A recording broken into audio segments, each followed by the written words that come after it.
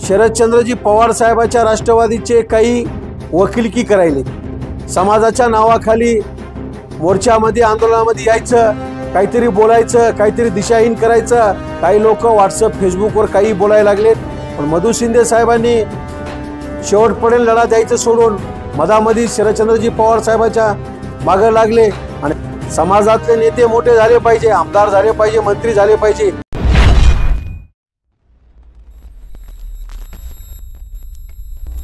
धनगर समाजाला एसटी प्रयोगात समाविष्ट करण्याच्या मागणीसाठी राज्यभरात धनगर समाज बांधव रस्त्यावरती उतरले आहेत.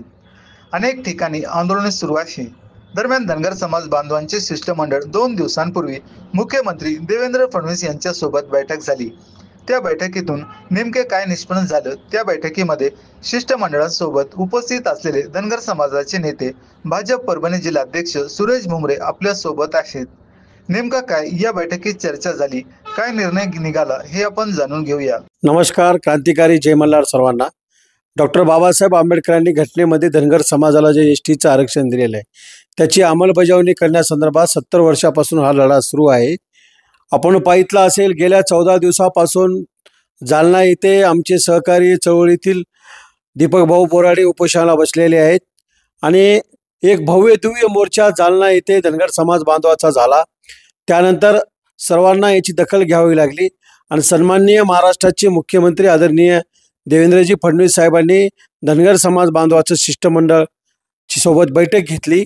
त्या शिष्टमंडळामध्ये जालन्यातील काही समाज बांधव होते आणि महाराष्ट्रातील असे 30 समाज बांधव वर्षा शासकीय निवासस्थानी आदरणीय मुख्यमंत्री महोदय गिरीश महाजन साहेब असतील, पंकजाताई मुंडे असतील आणि स्थानिकचे 2-3 आमदार खोतकर साहेब असतील, नारायण कुचे असतील आणि सर्व धनगर समाजाचं शिष्टमंडळ यांच्यासोबत जवळपास 2 तास बैठक झाली. त्या बैठकीमध्ये सविस्तर चर्चा झाली. महाराष्ट्र राज्याचे कर्तव्यदक्ष मुख्यमंत्री महोदय यांनी सांगितलं, देवेंद्र फडणवीस साहेबांनी, होय मी आश्वासन दिलेलं आहे. 2014च्या निवडणुकीमध्ये बारामतीमध्ये इथे उपोषण सुरू होतं, ते सोडायला मी आलो होतो आणि मी म्हणलो होतो की पहिल्या कॅबिनेटमध्ये करतो. त्याच ताकदीने धनगर समाजाच्या पाठीमागं राहण्याचं काम आम्ही प्रामाणिक केलं. आपण सर्वांनी पाहितलं असेल की र आणि ड चा अपभ्रंश, धनगर समाजाला एसटीचं आरक्षण धनगर डचं र करायचे, धनगर झाले तर धनगर आहे, र आणि ड एकच आहे, अशी न्यायालयीन लढाई सुरू होती. त्या न्यायालयीन लढाईला पूर्ण ताकद मुख्यमंत्री महोदय देवाभाऊंनी दिली होती. पण बोगस प्रमाणपत्र हे 8 समाज बांधवांनी काढल्यामुळं अडचण निर्माण झाली. त्यामुळं ती केस आपण कोर्टामध्ये हरलो. ती केस हरल्यामुळं परत एकदा धनगर समाज तळागाळातला पेटून उठला. दीपक भाऊ बोराडे उपोषणाला बसल्यामुळे परत एकदा हा विषय समोर आला. पण देवेंद्र फडणवीस साहेबांनी प्रामाणिक सांगितलं, माझी प्रामाणिक इच्छा आहे, समाजातल्या सर्व अभ्यासकांचं, वकिलांचं, काही नेते मंडळीचं त्यांनी ऐकून घेतलं, कोणाचं काय म्हणणं आहे. नंतर त्यांनी त्यांची प्रतिक्रिया दिली. मी सुद्धा त्यामध्ये आदरणीय देवेंद्र फडणवीस साहेबांकडून समाजाला आशा आहे, आपण विविध मागण्या मान्य केल्या, समाजाचे 2-3 आमदार केले, 2 कॅबिनेट मंत्री केले, राज्यसभेवर खासदार म्हणून घेतले, परत एकदा विधान परिषदेचं सभापतीपद समाजाला दिलं, पुण्यश्लोक अहिल्यादेवी होळकर नाव सोलापूर विद्यापीठाला दिलं, नगर जिल्ह्याला अहिल्यानगर नाव दिलं, घरकुल योजनेला पुण्यश्लोक अहिल्यादेवी होळकरांचं नाव दिलं आणि तांडावस्तीमध्ये धनगर समाजाचा समावेश केला. अशा जे आदिवासींना ते धनगर समाजाला अशा जरी योजना सुरू केल्या असल्या, पण तळागाळातील समाजाची एकच इच्छा आहे की तळागाळातील सर्वसामान्य समाजाचं भलं हे एसटीच्या आरक्षणाच्या अंमलबजावणीमुळे होणार आहे. समाजाला एसटीच्या आरक्षणाची अंमलबजावणी पाहिजे. ही सविस्तर चर्चा झाली. त्यानंतर त्यांनी 2 पर्याय सांगितले.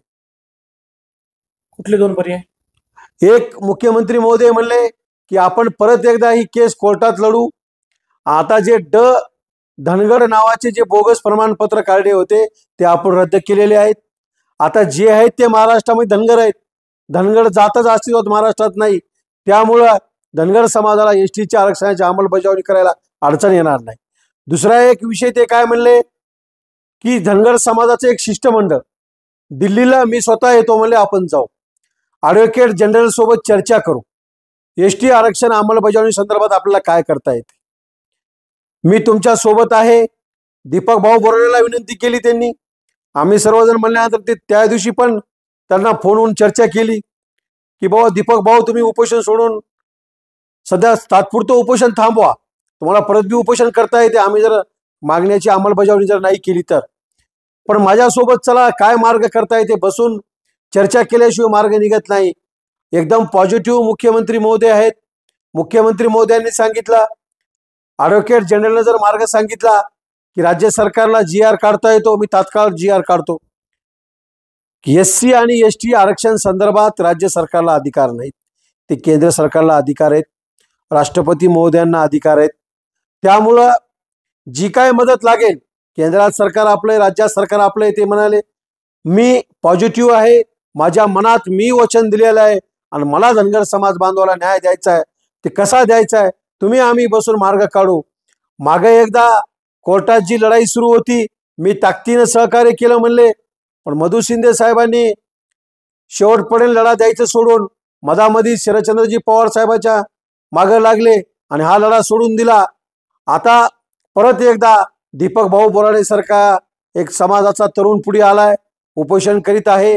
समाजातले सर्व समाज बांधव त्यांच्या मार्गदर्शनाखाली या महाराष्ट्रामध्ये अनेक आंदोलन मोर्चे करीत आहेत.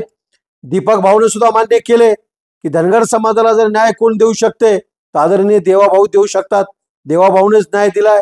देवाभाऊ कडूनच समाजातल्या सर्वसामान्य जनतेला अपेक्षा आहे आणि त्या अपेक्षा अनेक पूर्ण केल्यात. पण मूळ STच्या आरक्षणाची अंमलबजावणी पण आपण पाहितलं असेल, याच्यामधले शरदचंद्रजी पवार साहेबाच्या राष्ट्रवादीचे काही वकिलकी करायले, समाजाच्या नावाखाली मोर्चामध्ये आंदोलनामध्ये यायचं, काहीतरी बोलायचं, काहीतरी दिशाहीन करायचं, ही कुठंतरी थांबलं पाहिजे. मी स्वतः भारतीय जनता पार्टीचा जिल्हा अध्यक्ष आहे, पण ज्यावेळेस आरक्षणाचा विषय येते, समाजाचा विषय येते, आपण सर्वांनी पाहितलं असेल, नागपूरला मी संपूर्ण महाराष्ट्र फिरलो, मराठवाड्यातल्या सगळ्या तालुक्यात गेलो, परभणी जिल्ह्यातल्या प्रत्येक गावात गेलो आणि एक भव्य दिव्य STच्या आरक्षणाच्या अंमलबजावणी संदर्भात नागपूरला आपण मोर्चा काढला. ताकदीनं समाज बांधव उपस्थित राहिला. पण जे STच्या आरक्षणाची अंमलबजावणी व्हायला पाहिजे ती अंमलबजावणी झाली नाही. पण समाजातल्या विविध मागण्या जरी देवेंद्र फडणवीस साहेबांनी पूर्ण केल्या असल्या, पण जी STच्या आरक्षणाची अंमलबजावणी आहे ती तळागाळातल्या समाजाला पाहिजे. यासाठी समाज आशेनं पाहत आहे. आपल्या माध्यमातून मी एवढंच सांगतो, कुठल्याही समाजाच्या नेत्यांनी आता राजकारण करू नये. राजकारण बाजूला ठेवा. महाराष्ट्रातला परत एकदा समाज तळागाळातला एकत्र आला. समाजातले नेते मोठे झाले पाहिजे, आमदार झाले पाहिजे, मंत्री झाले पाहिजे, यामध्ये माझं दुमत नाही. पण ज्या समाजामुळं आपण नावारूपाला आलोत, ज्या समाजामुळं आमदार मंत्री झालोत, त्या समाजाला विसरू नये. काही नेते विसरून गेले, काही नेते आता समाजाच्या आरक्षणाकडे बघायला तयार नाहीत. परत असं होऊ नये. समाजानं विश्वास टाकलाय, आता योग्य दिशा देण्याचं कारण आपल्या सर्वांचं आहे. दीपक भाऊला एवढीच विनंती करतो, आता लढा आपला योग्य दिशेने सुरू आहे. मुख्यमंत्री महोदयाकडून आपल्याला STच्या आरक्षणाची अंमलबजावणी कशी करून घेता येईल यासाठी आपण सर्वांनी पॉझिटिव्ह विचार केला पाहिजे. 30 जण आम्ही त्या शिष्टमंडळामध्ये होतो. अनेक वकील होते, अभ्यासक होते, काही नेते होते आणि विविध भागातले लोक होते. त्या सर्वांना तुम्ही विचारा, सविस्तर अशी चर्चा झाली का नाही झाली. त्यामुळं काही लोक व्हॉट्सअप फेसबुकवर काही बोलायला लागलेत. मला आपल्या माध्यमातून एवढंच सांगायचंय, आरक्षणाची योग्य दिशा आपण दिली पाहिजे आणि समाजाला न्याय मिळाला पाहिजे. आपल्या सर्वांच्या माध्यमातून एवढीच विनंती करतो.